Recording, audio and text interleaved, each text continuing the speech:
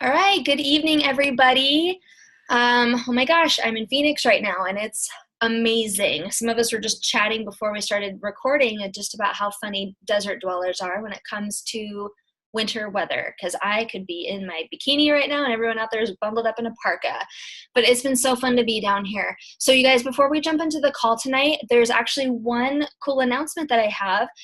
This Friday from 4 to 7 p.m., so Friday the 8th, 4 to 7 p.m. Pacific, so 7 to 10 p.m. Eastern, is Start University. And so usually once a quarter or so, sometimes like once every 6 months, the Start group gets together and they bring all the ambassadors together, and they have people do some trainings and things like that. So it's literally like an online university. It's like an ICU, but in 3 hours, there's going to be some really great content. Now, these trainings are great for everyone because we should all be working to attract this demographic into our business, right? Like, this is not just for people in the Start group, it's for everybody. So the link is isogenicslive.com/start. Okay, so I never know if it's forward slash or backwards slash. I hear people say it both ways, but it's isogenicslive.com / whatever the top part is forward, the bottom part is back, whatever that slash is, start.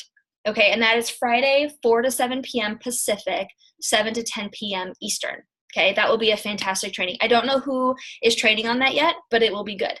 Okay, so I'm super excited for that. All right, so we are going to jump into our mindset series, week 4. And today I'm going to be covering some things from the Influencer Summit, but I want to make sure that we are really driving home the purpose of this series for you all, because it's so, like, imagine waking up in the morning excited about your life because you know what you're capable of and you would actually trust yourself to reach your potential that day. So many of us wake up every single day and that's not our reality. And imagine what would it feel like to go through your entire day attracting success in all areas. You know, you're having your interactions and your relationships, your business, your finances, everything is just attracting success because of who you are and how you showed up, right? And then imagine hitting your pillow that night, but you're actually excited about waking up the next day. I know so many people who just don't have that, but that's what this series is geared towards, is that we really want to focus on those pieces that are in between your ears that are keeping you from being able to live a life day to day in that way. All right, so this series is designed to challenge you so you can move that needle closer to success, right? This isn't like busting out breakthrough, break down that big brick wall kind of stuff, because that's not reality. We have those once in a while, but ultimately it's a lot of small, mundane decisions that we get to make every single day, and there's something up here that holds you back from that, okay? So if you feel stuck, like you can't wait for your day to be over, like you think about success more than you live in it, this series is for you. So here's what you can expect. We are halfway through our series, and each week so far and each week going forward, we're going to kick it off with a success story, right? We talk about product success stories and income success stories, but what about mindset? That is the biggest obstacle that people have, is doing it, why we don't, why we do, everything up here, right? This is our biggest obstacle, is these like minimal inches between our ears. Okay, so that's why we want to share these success stories with you, because we want you to know that people are out there having transformations that you can't see on the outside, okay? So after each success story, we're going to jump into a mindset topic. Like I said, today I'm going to be focusing on some things that Eric Worre talked about at the Influencer Summit. And then each week we're going to focus on some skills essential to success with Isogenics within that mindset. So our intention is that this series is going to equip you to be aware of what's holding you back and show you how to take one step in a direction you need to go. Okay, no more being stuck, right? Stuck is a mindset. It is not a reality. You choose to be there or not. Now, with each call, we want to end with some resources and some action steps, because it's vital that you all are immersed in self-education, right? This call should not be the only thing that you rely on to better yourself throughout the week. We're here to refuel each other, but the real beauty happens in between Mondays. Okay, so let's kick it off with tonight's success story. Mm-hmm. I was thinking back to when I actually met this person, because for me, it was like, you know, we go to events all the time and every event is like a family reunion, right? Like, I feel like every time, even at this event, walking into the room, because it was all like top businesses in the industry, like there were some people I knew, but it wasn't like all my best friends that I'm building this up with. Like, it's just, it was just crazy. Like, you walk in and everyone's hugging and like laughing and this and that. And I was thinking back to when I first met this person, And I may have it completely wrong. So if I do, please correct me. But because, you know, when you've been to so many events, seriously, it's like, I can't remember which event was actually first, like which New Year kickoff was in Dallas and San Antonio and all these events. But I'll never forget standing in line, trying to get into an event. And I'm assuming it's a New Year kickoff because Celebration is way bigger than this. But I remember standing in line and I'm kind of like scoping it out, like, okay, so, you know, what's the best way to go, this and that, total red, right? And all of a sudden, I feel this arm around my shoulders. And I turn and I'm looking and I turn around and I see this beautiful smiling face, like, because you're standing in line with thousands of people, right? Like literally like this, smiling in my face. Hi, Rachel. And I'm like, oh my gosh, I had to like go like this. I'm like, wait, how do I know you? You guys ever do that on Facebook? You've been friends with someone on Facebook so long that when you see them and you're like, wait, I don't know you unless your face is this big. Wait, who are you? And I'm like, oh my God, are you Amy Harshman? And she's like, yeah. And we just hugged, and it was like we'd been best friends forever because we're friends on Facebook. We're in this group together. We've been interacting for forever. But that first time I actually got to meet her, it was like, holy, you are like an amazing ray of sunshine. And we just hit it off instantly. And then just like that, she was gone. She was just like, I gotta go find my team. Zoom, and off she went. And I was like, I like that girl. We're gonna be friends. And so with that, I want to bring Amy Harshman on to share her mindset success story. And she kind of gave me some teasers earlier, so I'm super excited to hear it with you guys. Amy, can you unmute yourself? Okay, I got these little earbuds. Can you hear me? Yeah, perfect. Awesome. Okay, good. Oh, Rachel, I do remember that. Actually, that's so cute that was your impression of it. I just get excited to hug and say hi to people that like you said, that like, you're like, you're like, they don't recognize you. It's fun. So thank you for asking me to share. I reached out to you and said, I'm just giddy about this whole mindset series because that has been my biggest challenge. I wouldn't call it an obstacle. I would call it a challenge. It's something to work through and has been since I started Isagenix. So for me, one of the biggest mindset struggles I've had is learning to discipline my own disappointment. And I just really feel like Tony Robbins at Celebration, for those of you that were there, just blew my mind. Literally, like my husband was there, and I'm so thankful he was there that was his very first big corporate event, because we both had some aha moments about like, how do we want our family to be? How do we want to live our faith? How do we want our marriage to look? And I can just say that my life, before even Isagenix and the whole personal growth thing was introduced to me, thank you, Isagenix, for introducing me to that. Honestly, I had no idea when I ordered a 30-day system to get my health back that I would grow so much as a person. And so I am forever grateful for this company opening that door for me. But my biggest struggle my entire life has been the disappointments and expectations that I place on myself that I don't feel I meet. And then the suffering that Tony Robbins talks about, like the suffering that we choose because of our own. It's our choice. We choose our state, and we also have a blueprint, a belief system that we have to address. And so I've had to go to work on both of those. And I just want to say there's not been any one thing that has, like you said, Rachel, it's not that simple. It's not like this one catalyst is what launched me and fixed me. It has been one thing after another that led me to another book or to another resource, or God just led me to this devotion, or I heard that person speak. Many times, Rachel, it's you sharing from your heart. And my marriage before, it was just a constant frustrating feeling for me and my family, feeling like no matter how I communicated, my expectations were always here.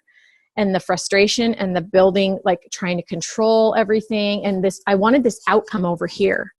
And it was just like, I wanted it in my business. I wanted it in my marriage. I wanted it in my parenting, and it wasn't happening. And so I just felt depressed, stuck, disappointed in myself. And I knew that inside of me, I had the power to change that. I just didn't have the tools.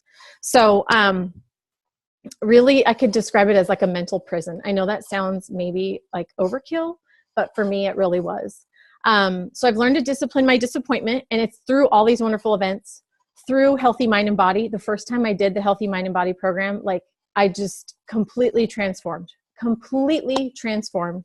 I actually had a new belief that I was valuable. I was capable of some of the things I was seeing other people do in their lives. I never had that belief in myself before because my subconscious mind, my blueprint, was not wired for that. So Healthy Mind and Body, The Big Leap. Thank you, Rachel, for recommending that book. That was powerful. A Bible study that I was in was powerful, that helped me kind of launch into this new way of thinking. And I don't know if any of you have heard of Beth Moore. She goes really deep into some concepts in the Bible, but Hope for a New Day, I believe, is what the name of that Bible study was. But basically, we don't have time to get into it, but basically it was like there was a stick figure and there were all these different parts of the person.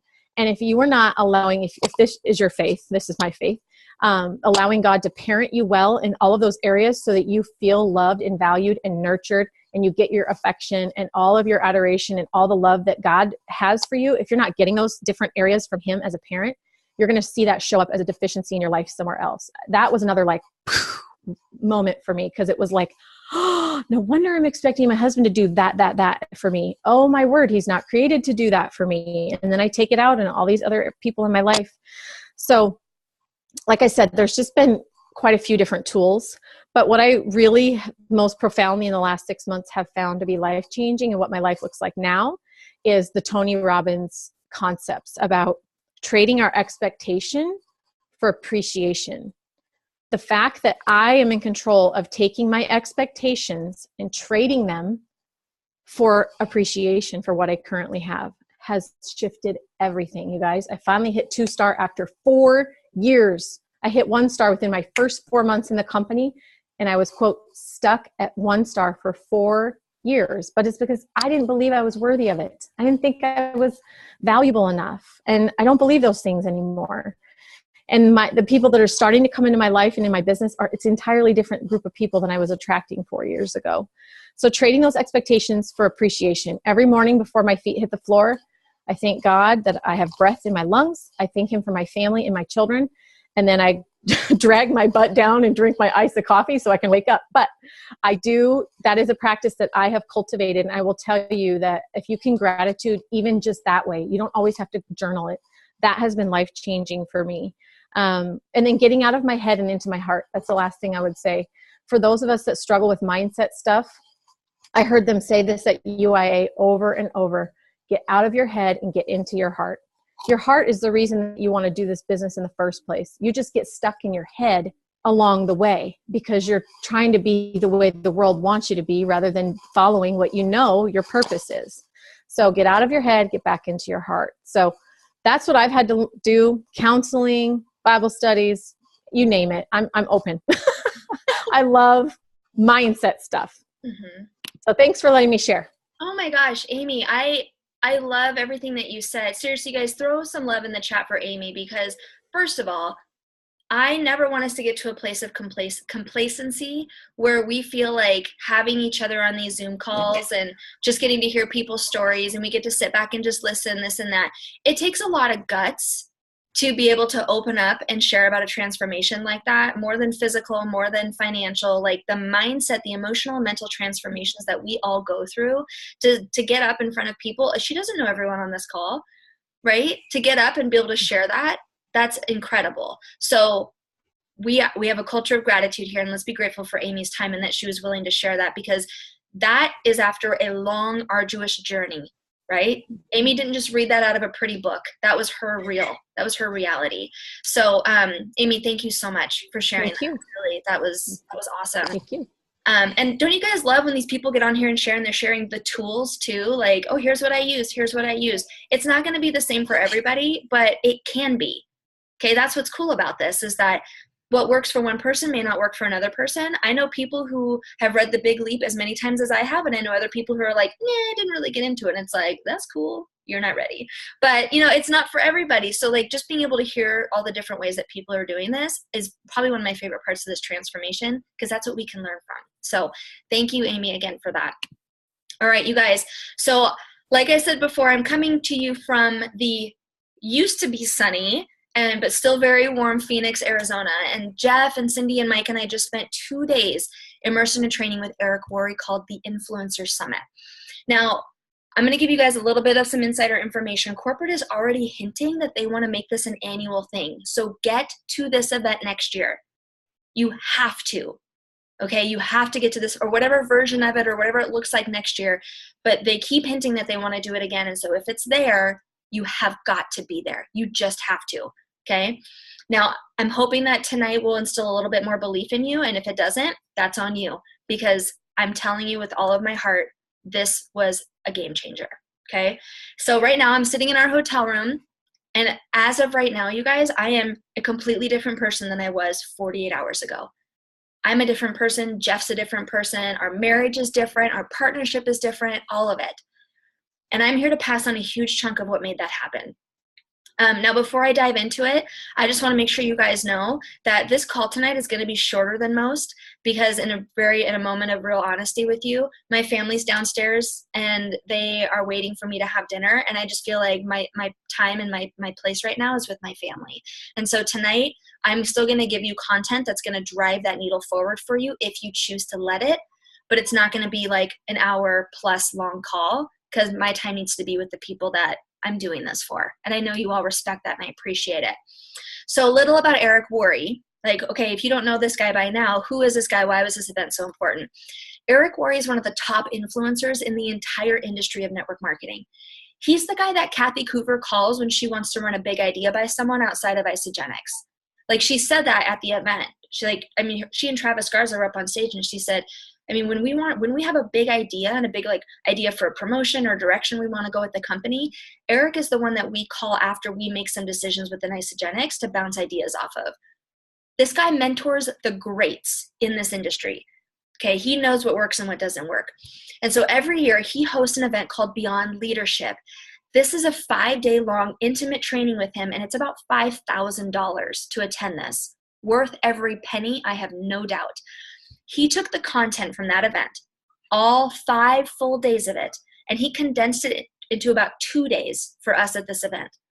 And now I'm going to attempt to squeeze it into about 20 or 30 minutes. Okay. But I know you guys, you deserve so much more than that. So I am going to give you a few major highlights to put into action now. And you have my word that there is more to come.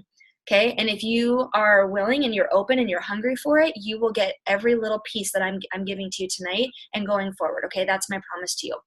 Now, before we dive into the content, in your notes, okay, grab your pen, grab your paper. In your notes, I want you to complete the following statement for yourself. Okay. I see some people scrambling. Go ahead and grab a pen. Perfect. Okay. I would be more successful in my Isagenix business if. I would be more successful in my Isagenix business if.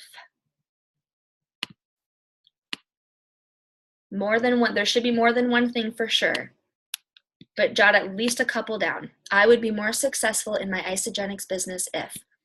Okay. And you can keep finishing your thought. I'm going to move on and I'm going to come back to that in a second.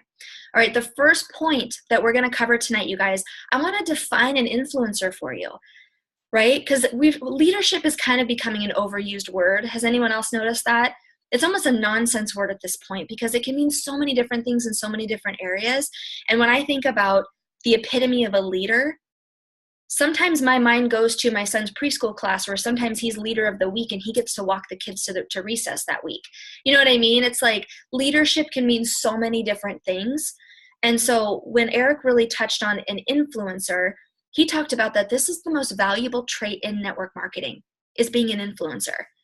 And I thought, well, shoot, then I need to be it, right? If that's the most valuable thing that we can be as network marketers, are influencers, then this is where we need to focus our attention. So what's an influencer? Think about these characteristics. Independent. Okay, not like lone wolf, not like someone who just kind of goes off and does their own thing. That's more like a loner, right? Independent is someone who does not need hand-holding. Okay, think about this trait, a problem solver. People who don't bring a lot of problems to you because most often they're just going to go figure it out on their own, right? And even if they do bring a problem to you, they've also brought the solution to you. Hey, here's what's going on. Here's what I'm going to do about it. I just wanted you to know, or I'd love for you to help me solve this. That's a problem solver. They're also creators. Their energy literally creates action in others, sometimes literally just by showing up. Just by them being present in a room, people are more likely to want to get work done. Okay, those are influencers. Now, that was a short point because literally we're just defining it. So a couple of action steps for you guys with this one. Look at your notes from that question I just asked. If each of those statements does not start with an I, go back and try again. What do I mean by that? I would be more successful in my isogenics business if I, and then finish the statement. Okay? Think about that. Taking responsibility is key, and it's so liberating. You guys, and I want that for you. No one else or nothing else is gonna be the reason that you choose not to do what you needed to do. You are the reason. There's a lot of factors and things that could be circling around you that are just, a lot of distractions, a lot of excuses. You ultimately get to make the decision of whether or not you're successful and how fast you do it. That is your decision. Once you can take responsibility for that, your income will just feel good no matter what it is because you've taken responsibility. Okay, now I'm willing to get a little bit vulnerable with you all, and I'm going to share one of the things that I wrote down, and I would ask that you do the same. So in the chat, just pick one of the things that you wrote, one of the statements that you wrote. Make sure it's an I statement, right? I would be more successful in my isogenics business if I blank. Now the one that I'm going to share with you guys, and of course I took my page marker out here.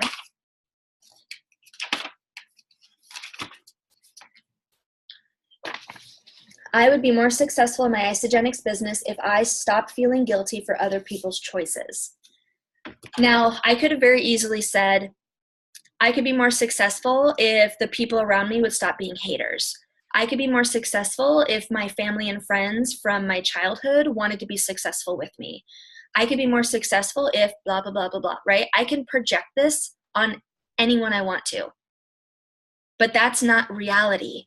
Reality is, I could be more successful if I allowed myself to stop feeling guilty for the decisions other people have made. Does that make sense? Okay, so go ahead and put that in the chat. What one of the areas, right? My list is long, you guys. This is my list right here of all the reasons that I am not successful in isogenics, and I'll read them I'll read all of them to you. I'm an open book with this, but it's so important to take that responsibility. Okay, your other action step with this is write down how many influencers do you have on your team right now. And if you can't think of any, like if your answer would be 0, then you become one first, right? The average $1 million earner has about 25 influencers throughout their entire team. This isn't personally enrolled. This isn't, people that they talk to every day, but they have on average about 25 influencers throughout their team. Okay, so just to give you kind of a starting point with that. All right, the second point, I want to talk to you guys about what Eric taught me about influencers and recruiting. Okay, this was, oh my gosh, I might blow some of your minds with some of the stats that he taught. So the first thing, a common misconception is that someone can get to the top and is already an influencer if they're a solid recruiter, right? Because we spend a lot of time talking about enrolling, and people are, how our top enrollers on the team and this, that, and the other, and that's all really, really great. But the first thing to ask yourself with this is, are you recruiting or are you replacing? If you're consistently enrolling but your income isn't changing much, then you're recruiting to replace those who have fallen off. Does that make sense? Okay, that means you're replacing. You're not actually doing recruiting. Okay, because there is a big difference. Yes, you can be recruiting new people, but if you're enrolling and your income's not changing, then you're just doing a replacement game. Okay, when he said that, I was like, ugh, okay, yes, convicted. The second thing is that you cannot actually grow your business to be sustainable income just on recruiting alone. And because of the beauty of this compensation plan, if you want to be successful, you have got to be others focused. You have to help other people be successful. You guys, I got to go on a corporate tour today with Jeff and his parents and our kids. Funny story about that at the end for you guys. But the guy who gave us the private tour, because they normally do them on Fridays, the things that he had to say about this company, I was like, holy crap, my belief in this company was already a 10. It's now like a 42. It is incredible Truly incredible how different Isagenix is than anything else. Not just network marketing companies, not just health and wellness companies. Isagenix is just different, you guys. And if you're on this call, you probably already get that. Okay, so that's the second thing, is that you cannot build a sustainable income with this. Recruiting is not actually influencing, but it is the gateway to it. And I love that he said this, because he didn't want to diminish recruiting, but real influence comes from developing others. Okay, now because it's still an important gateway, I want you guys to look at some stats when it comes to recruiting. This literally blew my mind. Okay, so I'm going to pull this up so I can read it to you. I don't want to miss up the numbers. Okay. 70%, and he said distributors, but we would call them associates. So 70% of associates never recruit a single person. Okay, so they're what we call consumers. 20% enroll 1 to 2 people ever. Those are called social enrollers. 5% enroll 3 to 5 people ever. And they're called salespeople, which I thought was so interesting. I'm like, 3 to 5 people? Really? But they're called salespeople. 3%, 6 to 9 enrollments. They're called sales leaders. And get this, you guys, 2%, the top 2% of associates or distributors, like a more generic term, top 2% of distributors in all of network marketing enroll 10 or more people in their career. The average is 27 enrollments, but it's 10 or more is considered a super recruiter. Okay, that's important to note. Super recruiters are 10 or more. The average is 27 with that. Like within the super recruiters, the average enrollment amount is 27 over their entire career. And 70% of all the people who are enrolled in network marketing are enrolled by the top 2% of the super recruiters. Okay, so 70%, right? Freaking A, Amy, I know. I was like, wait, what? So guess what? If you've enrolled 10 or more people ever, you are a part of that pie that is responsible for bringing in 70% of any single human that's ever been enrolled in network marketing anywhere. What? We're getting work done, you guys. We're getting it done. Okay, so how does this even make sense? I literally was like, Eric, are you sure? Like, I was questioning Eric Worre. I'm like, I mean, really? Okay, but think about this in other industries, and this is more so when he was saying this, I'm like, okay, this isn't just about being rational, right? Because I'm a very rational person, I get that. But this is more representation of the human condition versus being rational. 90% of people who get their real estate license never sell a single home. 90%, you guys. 90% of people who get their real estate license never sell a single home. 92% of college grads never read another book. What? There's so much inconsistency with what people say they want and what they're actually doing. Can I get an amen? Like, how many people say they want to do something? Oh yeah, I want to build a business. Oh, but I'm never going to enroll anybody. Oh, I want to sell houses. I'm going to go through all the work it takes to get my real estate license. No, I'm never going to sell a house. Like, so why is this important, right? This inconsistency, why is it important? Here was my takeaway, and I bet some of you are going to relate to this. When you fall in love with the potential that someone has, you are robbing yourself of finding someone who's actually hungry, right? We are full of a world of people who have potential. And most of them, a significant portion of them, will only just show up and then stop. Show up and be a distributor or an associate, and then they don't do anything with it. Show up and get a real estate license, do nothing with it. Show up, get a degree, and then never touch another book, meaning no personal growth. There's no self-education after formal education for 92% of people. God, it makes my head hurt. People need us, you guys. Like, okay, that's a whole horse I could beat all night long. Okay, so when people come to you and they're like, I want to do this, I want to knock this out of the park. Okay, perfect. You want to get to the top 2% of people in network marketing? Let's get you 10 enrollments as soon as possible. Okay, because once they're there, once they're a super recruiter, their retention goes up like crazy. Their longevity goes up like crazy. Even their coming back, if they go stagnant, goes up like crazy. Get them to 10 enrollments as fast as possible, right? That is our posture with people who say they want to do the business. Share with them what it takes to have that slight edge on the industry. And by slight edge, I mean top 2%. That's pretty awesome. Okay, action steps with this point for you guys.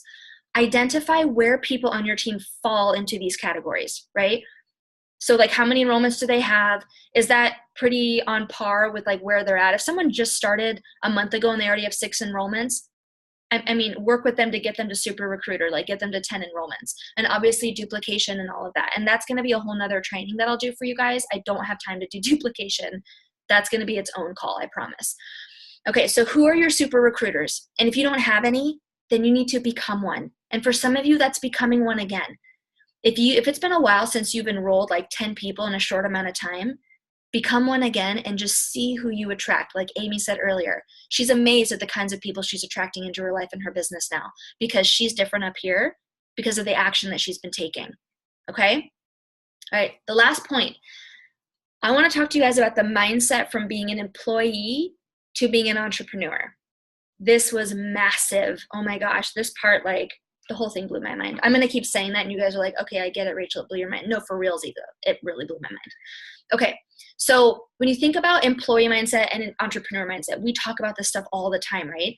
As an influencer, this mindset shift is crucial. And it is so liberating because when Eric talked about it, it was like very few of us were raised to think like an entrepreneur from a young age. I don't know anybody who, like, from a young age, personally, I don't know anybody who from a young age was taught to think like that. And most people will never, ever have the kind of work ethic it takes to be successful. And that's why we get so frustrated with the people that we love. We're like, your potential is stupidly high, but they don't have the work ethic to follow it or the self-worth to follow it, right? Okay, that's a choice. It's a choice we can all make, but we just won't. Most of us just won't make that choice to have that kind of work ethic. I am someone who refuses. I refuse to let myself ever go back. I'm psychologically unemployable. I just can't go back. And so hearing what I'm about to share with you was the shift that I needed. So first we're going to talk about work. Okay? Work, that word to an employee, is pain. It's obligation. It's something to avoid, right? When you think about an employee mindset around work, it's pain, obligation, something to avoid. Most employees have been or are being conditioned this way. So when you throw an employee-minded person into an entrepreneur world with the freedom and flexibility that should be earned, okay, should be earned, but is just given to us, and so many don't work hard enough to be successful when they want to be, right? The statistics we talked about earlier, how many people are saying they want something, but they're not willing to do the work for it? It's because they're an employee thrown into an entrepreneur mindset, or they're an employee mind thrown into an entrepreneur world. Does that make sense? So let's say if you worked at a job as an employee, how many days in a row could you have a 3-hour lunch before it becomes a problem? Not very many, right? For those of you who still work in corporate America or work for someone else, if you just took 3-hour lunches every day, would you still be employed? I hope not. Otherwise, your employer needs to like get on you about that. Okay? But that's so important to understand. Okay? I'm building a mindset for you right now that when Eric dropped this bomb on me that I'm going to drop on you in a second, I was like, wait, what? Okay. So let's talk about work as an entrepreneur. So we talked about it as an employee. As an entrepreneur, when you think about work, it's passion, it's creating something, you're thriving, you're contributing, you're helping the world, you're investing in people, right? It's all these like fluffy rainbows and unicorn things that employees are like, what are you talking about? That's too good to be true. But as an entrepreneur, you're like, The reason entrepreneurs don't retire is because why would we ever want to stop what we're doing? Because we love it. Employees don't love what they do. Entrepreneurs do. Some employees do. I want to clarify. Some employees do love their jobs, but I would be willing to bet that they don't love the lack of freedom or the lack of income or both. Okay, I just want to clarify. So that's way different than an employee mindset. But in network marketing, there's not a single person, there's no body, like not a body, telling you to work. And if you're not a millionaire right now or you're not even close, it's because you decided to be there. And every day, you validate that decision by your actions. Okay, so think about that. Where you are right now, you validate that every day by your actions. That was huge for me to hear. Okay. I'm with you right now, Amy, with where I am with my own income. That's my decision that I've made. So how you think about work matters. One thing that became very clear to me this weekend is that I have been doing so many of you a disservice by enabling your employee mindset. Okay, I'm taking responsibility for that, and I hope that you do too. If you want me to kick you in the ass, like that's like basically asking me to force you to do something that you're already capable of doing on your own, but you're just unwilling to do it. Eric Worre said that to the room, and when he said it, it hit me hard. I'm going to say it to you again. If you want me to kick you in the ass, that's like asking me to force you to do what you're already capable of, but you're unwilling to do on your own. I want all of us to be so successful, but I need to make some shifts in how I spend my time and how I spend your time. We have to be willing to show up and understand that we're capable and not expect someone else to tell us that. Because what if everyone was gone and no one was here to tell you that you could do this and you had to just tell yourself? Okay, I'm building up to it, you guys. It's like, seriously, when he said, I'm getting there, I promise, it's coming. Okay, so when you think about this, so many of us are not able to spend our full-time weekly hours on Isagenix, right? And that is a crutch for some of you. Some of you are using that as a reason to not be successful. I've had people tell me, oh, if I could just be full-time like you. Oh, no, that is not how that works. It does not have to be your full-time focus to be your primary focus. Does that make sense? Let Isagenix be your primary focus because you will subconsciously sabotage what is not. So if your full-time focus is something like a full-time job that you have, and it's also your primary focus, that when you're not at that job, you're still thinking about that job and you're still a victim of that job and you're still this, that, or the other. If that's you, then you're letting that job be your primary focus. If you let Isagenix be your primary focus, even if it's not your full-time job, what you're spending your full-time time on, you can be successful. Okay? Think about it like this. When you were, or for those of you who still are employees, how many missed days at work did you have in the last year? For most of you, probably none, or hardly any, unless you were bleeding out of your ears. Okay? Because we don't attract people who aren't hard workers. But how many lost days did you have in network marketing in the last year? Lost days like, oh, instead of posting on Facebook, I scrolled. Or instead of reaching out to that person, I avoided it and then binged on Netflix. Or I ran a bunch of errands. I did things that were necessary, like the laundry and cleaning my house and taking care of my kids or whatever. But I could have done that stuff 10 minutes later and reached out to a few people. How many lost days did you have in network marketing? Did you know that the average is more than half? We're talking 6- and 7-figure income earners. More than half of the days in the last year were lost. And I'm like, I know that's true for me, but for a 6- and 7-figure income earner, imagine how much faster you'd get to where you were going if you had less lost days. But as an employee, you'll show up for someone else almost every day of the year and work overtime. Do you guys see the crazy mindset thing that's going on right now? Does that make sense? Okay, the liberating point. Here it comes. The liberating point that he made with this content is that you have to treat this like a job before you can treat it like a business. How many times do we say, oh, treat your business like a business, treat your business like a business?